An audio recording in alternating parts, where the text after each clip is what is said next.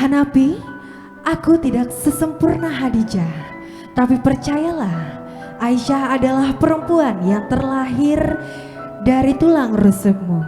Dan Aisyah, aku adalah Hanafi, aku tidak segagah Nabi Muhammad, tapi percayalah, aku adalah laki-laki yang insya Allah akan bertanggung jawab atas segala kehidupanmu.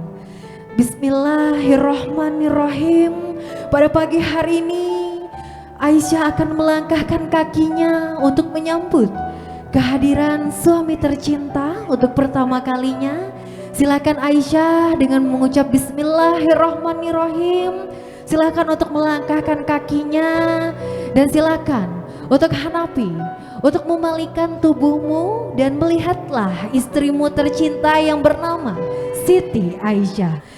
Dan Mama, hari ini Mama juga melihat dan juga menyaksikan putri kesayangan Mama yang alhamdulillah sudah sah menjadi seorang istri yang begitu sangat cantik dan insya Allah juga akan menjadi istri yang solehah.